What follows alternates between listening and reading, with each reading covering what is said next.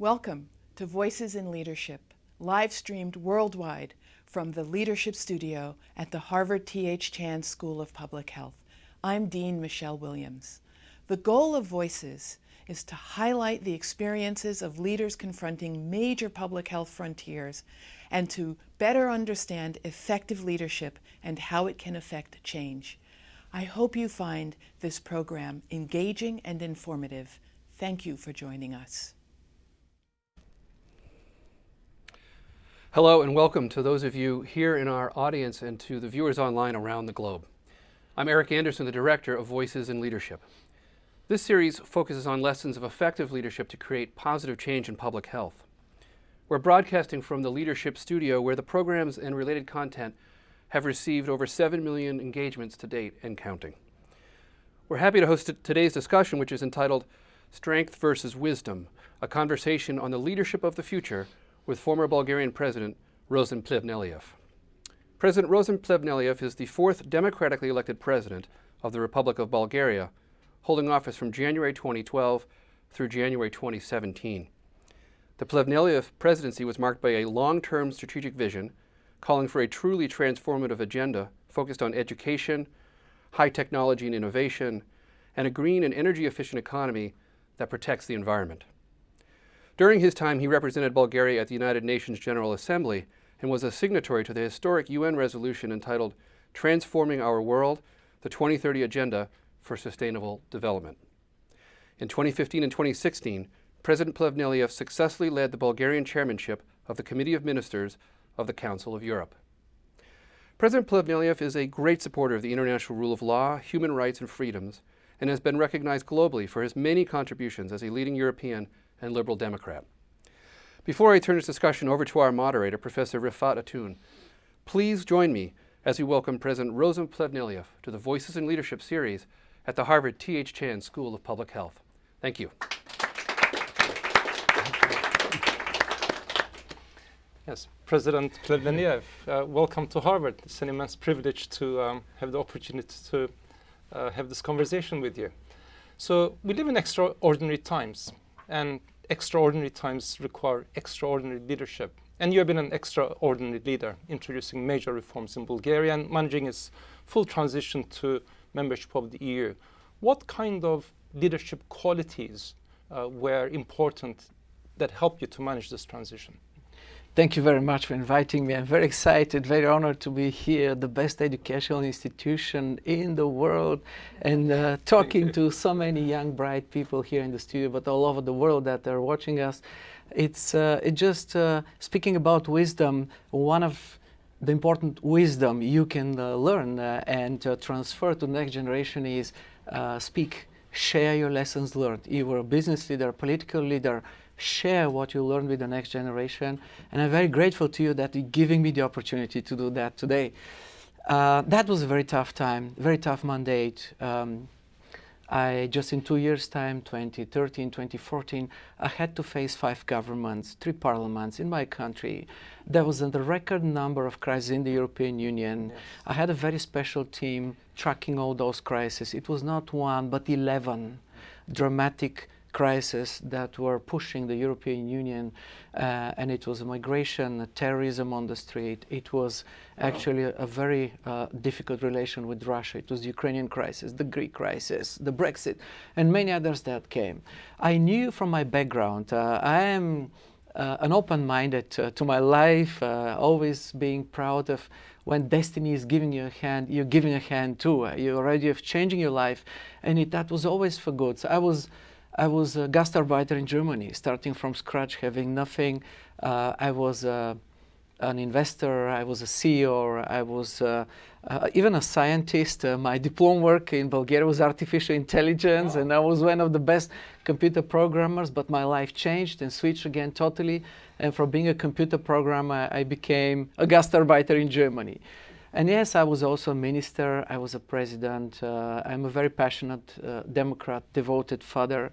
And I know that when it's tough, when it's difficult, it's important.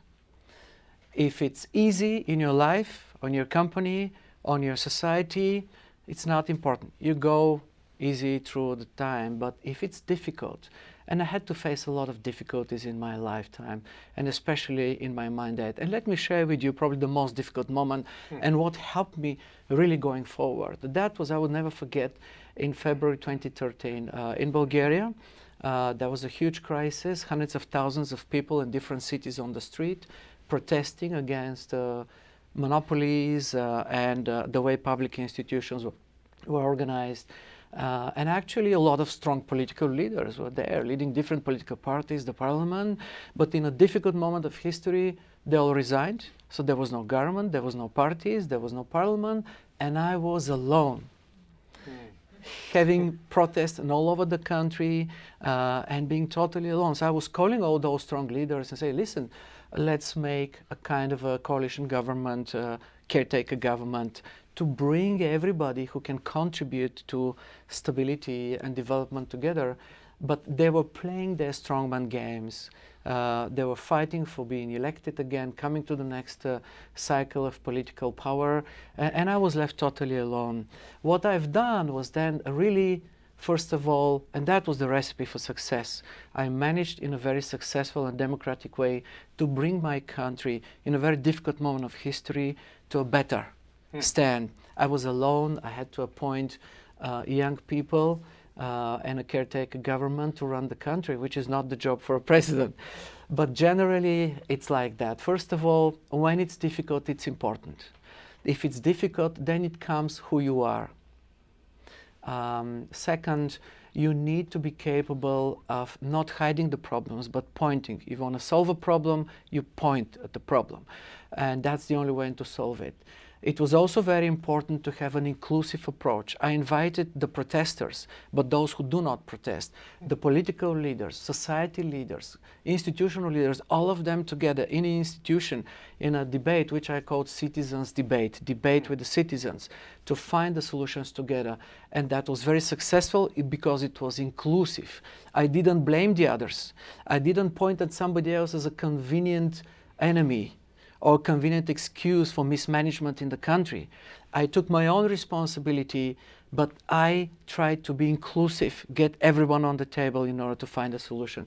Generally, I was looking for wisdom, because not for strength, because strength to me is something temporarily.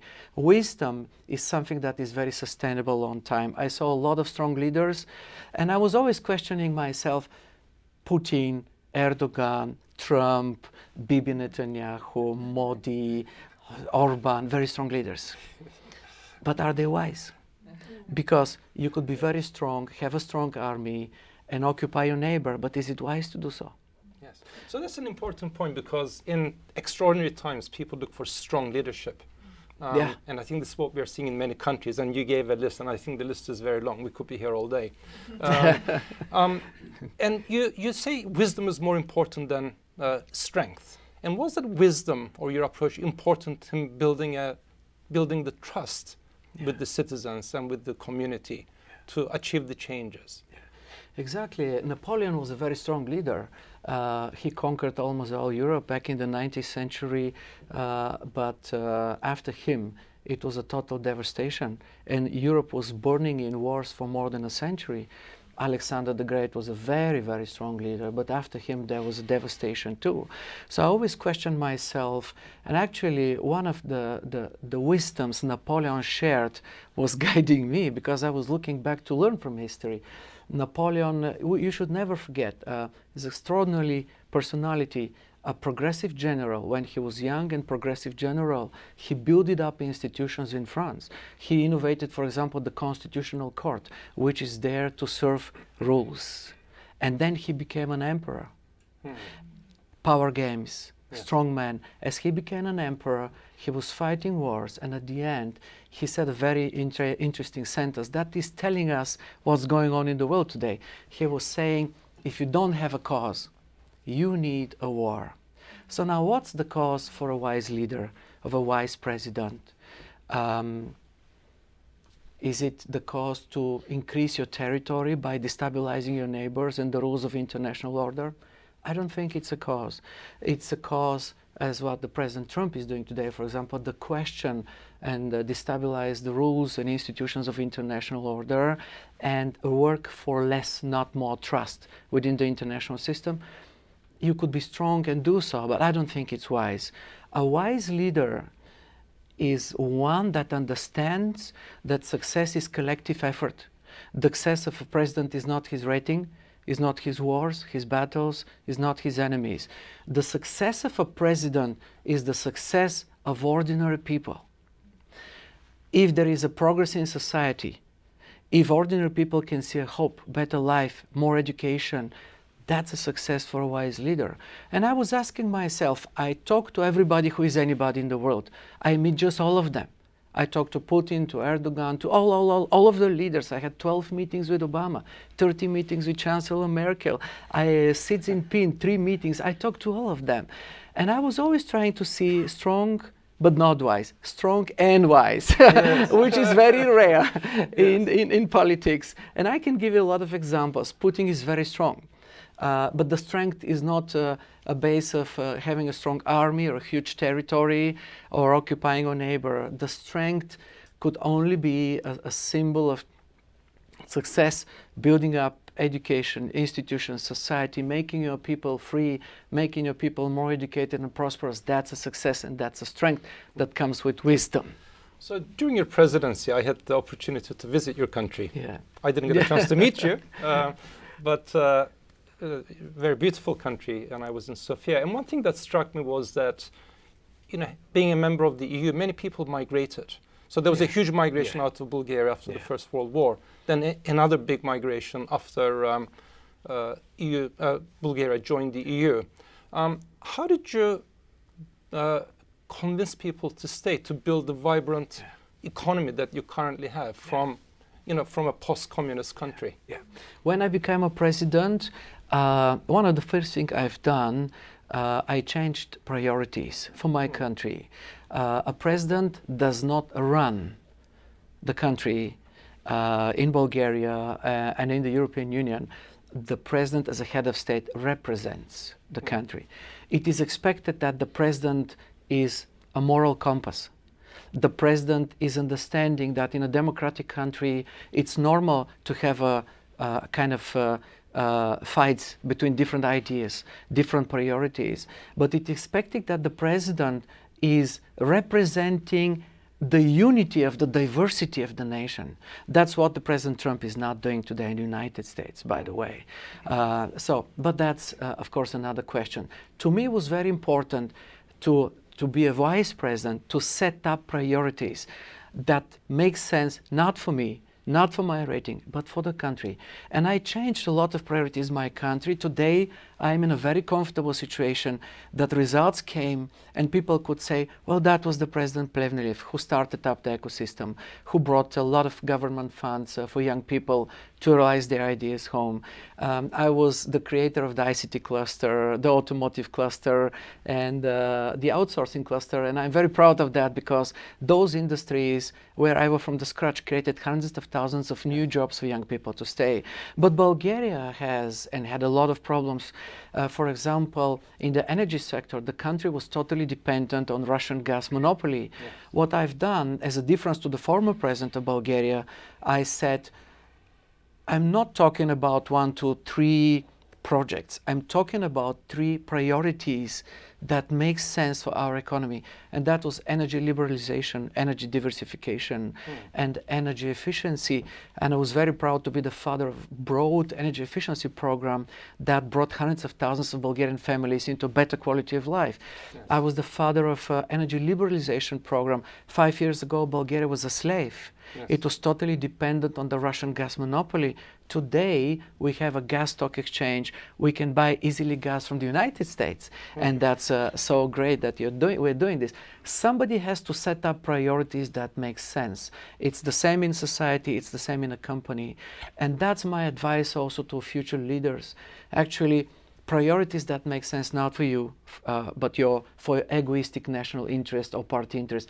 Priorities that make sense for society, for next generation, and then bring up results. Whatever you promise, you have to bring up results. I was the only president of the European Union. I tracked all my promises during my campaign. Yes. And I promised exactly 40 things. And then on the day one of my presidency, I asked all the media, listen, that's what I promised, 1, 2, 3, 40. Did I promise something more? No, that was it. It's on my website. From the day one, my 40 promises were on my website, so people could check, could trace, and could control their present. Am I, let's say, forgetting what I promised? Am I not delivering on my promises? That is bringing trust. And trust is a very fragile, but probably the most important asset you can have. Yeah, so I remember reading there were huge demonstrations and protests Yeah. because energy prices went up, and that was a very challenging time for Bulgaria, but you managed that transition very well. But you're saying that in addition to wisdom, trust, which comes from wisdom, but also transparency is very important. Yeah. So did you have a clear plan? So day one, you're at your desk. Yeah. You say, 5 years or 4 years later, my success is going to look like this. So in your view, what did success look like? At that moment when you sat at that look, chair. Exactly. Look like transparency is changing everything. If you have the right plan and the right approach, you will succeed, definitely. You could be genius and have the right plan, but if you don't have the right approach, you're not going to succeed. The right approach is to be inclusive, select, like success is collective effort. It's not just the approach of... so on the other side, if you don't have the right plan, but the right approach, you're not going to succeed too because your plan is wrong. So I was trying from the day one to have the right plan and the right approach, thinking long term. I would never forget there were very tough political fights, like the Democrats and the Republicans here. It was the same in my country. And there was a kind of a taping scandal. Everybody was crazy about, and exactly on purpose, in the day of blowing a huge taping scandal in my country, during my presidency, I organized a national security council, and everybody was thinking, okay, so the president is going to see about this taping scandal. I said, no. During the biggest political battle, during this taping scandal, I made a national security council on Bulgaria 2030 plan. So I made a long-term plan for Bulgaria, and I was using that the politicians were playing their power games of their bad conscience, and they agreed on my long-term plan for Bulgaria with those priorities. And I was very, very, very proud to be the father of this long-term planning for Bulgaria that is now bringing up results. Yeah.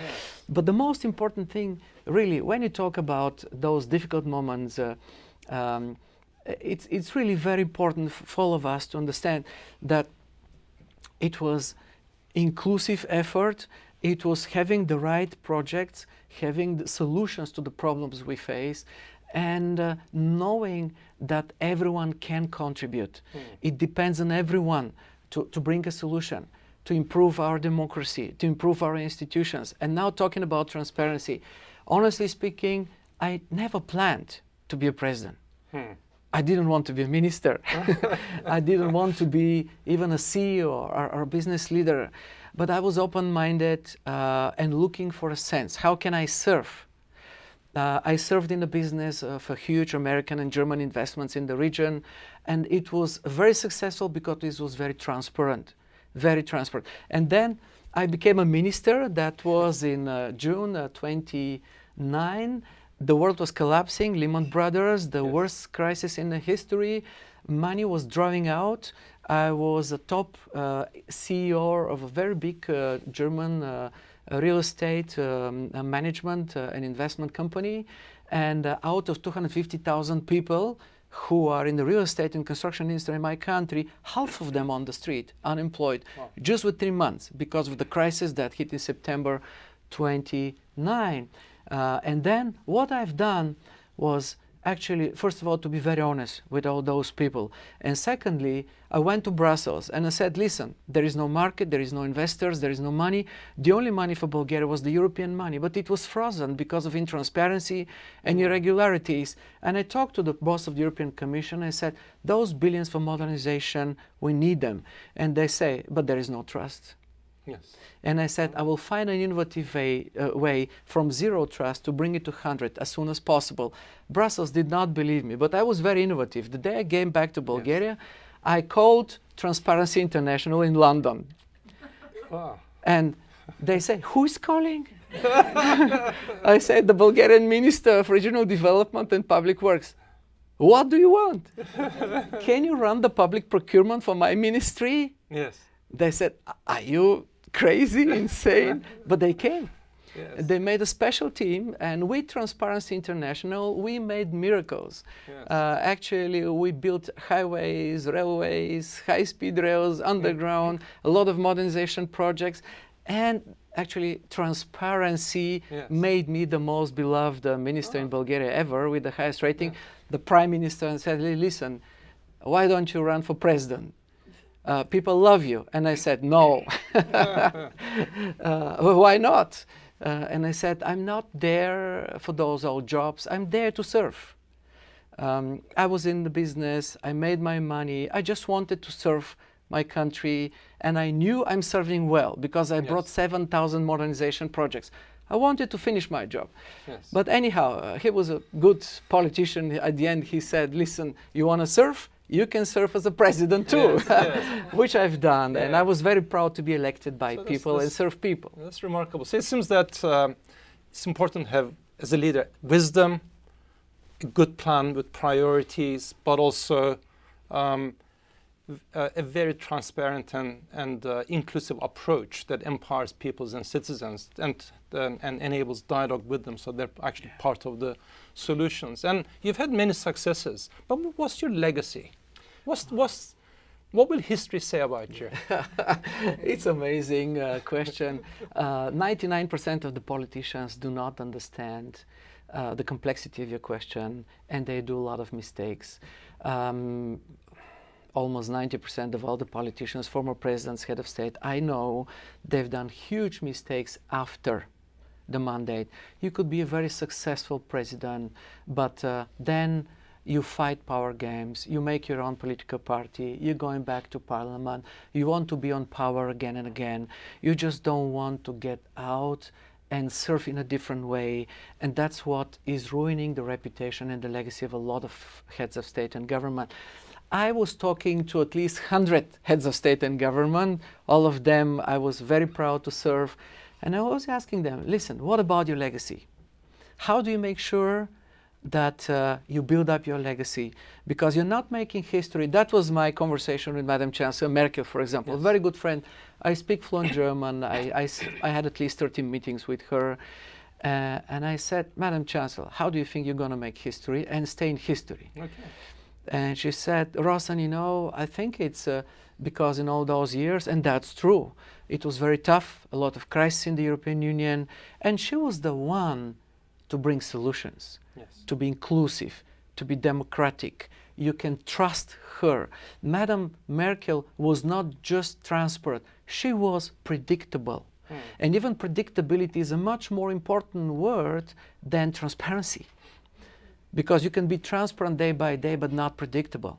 And then you're ruining institutions, ruining trust, and you're ruining even markets. So she was extremely predictable. Muti, the mother to all of us. And she said, I think I'm going to make history by helping solving all those. She said, no. My wisdom, which I learned from talking to so many heads of state, business leaders all over the world, was that you're not going into history by appointment or by your wishful thinking. History is not written by you. Definitely President Trump is not going to make history of what he believes he's making history today. History starts with the next generation. It has to pass at least 10, 20 years after. And the next generation will start facing the real results of what you were as a business, a political leader 20 years ago. Because whatever you do at the end is only measured by sustainability, which is linked to wisdom and not strength. A president is not making history with his rating. He's not making history with the strength of his army, increasing his territory. He's not making even history by destroying in one and the other way institutions. President definitely is not making history by using weapons, shooting, fighting wars. It's so easy to shoot. Strong men don't know that, but wise men know that it's very easy to shoot. It's very difficult to rebuild. Yes. For example, in the American society today, I worried because I see that the American society is extremely divided. Even if the President Trump is re-elected, I don't care much. I care, but even if he's re-elected, it's not important to me because I cannot learn from him. He does not represent any wisdom I can take. Even if you cannot learn, then you have a problem. But the point is that whatever the name of the next American president is going to be after Trump, the very first thing he has to do is to start reconcile, build up, bring your nation together, it's so divided, and bring people in their diversity but unity to represent what the American dream is not all about, and it's not what is transmitted today. And the same in my understanding was that actually the success of a leader is only based by progress in society and the progress on the planet. I was very proud to put my signature on the Sustainable Development Goals 2030, even to negotiate for the Southeast European countries and bring unity in all of them. I was, Ban Ki-moon was here. Yes. He's an amazing personality. He was asking me to help by the negotiation for the Southeast European countries. The same was with the Paris Climate Change Agreement. It's just amazing agreement. So you're talking about the next generation. So your legacy is really progress in society, but also for the next generation to continue. Yeah. So how does a good leader with wisdom ensure that the leadership is handed over to the next generation to ensure continuity, stability, and sustainability?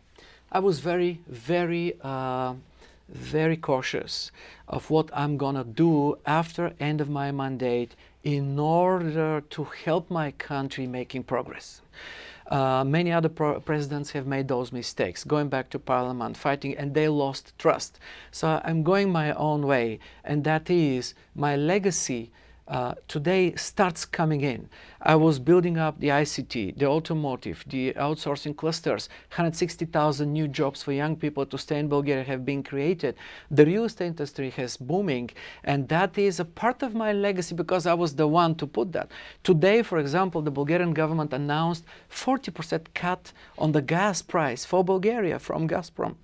If you have 40% less, if you calculate 4 billion cubic meters of gas multiplied by 40, that's $10 billion for 10 years to be saved from Bulgarian people, companies, as a wise and successful move to build up new priorities that can bring results for people. So my legacy, I'm in a very comfortable position today, by the way, in my country, because sometimes we need to lose something in order to understand what we had. I worry about the European Union. Sometimes people probably can destroy it, and then after they will understand what it was. Sometimes you're in the paradise, but you can destroy it, and after you say, oh, I understand what it was, but I'm losing, and then I'm understanding.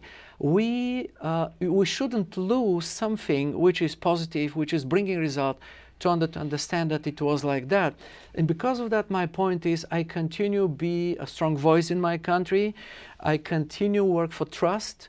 I'm not there for a job. I'm not taking some other positions. I'm not going back to power, even I was invited to do so, because I think I'm going to ruin the situation that I have today to be a moral voice, to be a strong voice, to be someone who can continue building up.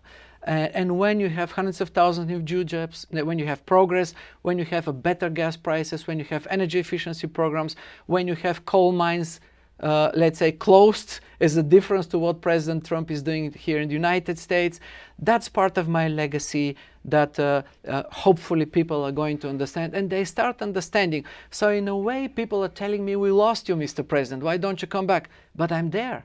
I continue serving. Yes. And sometimes if I think myself, the way I serve now is even more efficient of being just in the chair of the president. But you had the incredible wisdom of actually stepping down when everything was going so well, and that is very rare. Because many presidents would like to stay on forever if they change constitutions. So in the last minute, we have many aspiring leaders in the audience, but also both here, but also those who are watching remotely at Harvard and beyond. What are your words of wisdom to these aspiring leaders? Lessons learned are extremely important. Max Weber, I hope, is not going to be right, but it seems today he is right. Max Weber was an amazing philosopher back in the 19th century, saying with just one sentence, people don't learn from history. We're not learning from history. And if you don't learn from history, we're not making a progress. If you come back to protectionism, you're not learning from history. You're not going to make a long-term progress. If America is first, but peace is not first, you're not making long-term progress. You're making a long-term instability coming in, which then is going to be part of your legacy. After 5-10 years, if it's unstable, then people will say, it's those two guys who were questioning rules, institutional orders, and they've done what they've done. So my point is very simple as an advice. Have priorities that make sense so that society and people can see a hope, a horizon, and make a progress.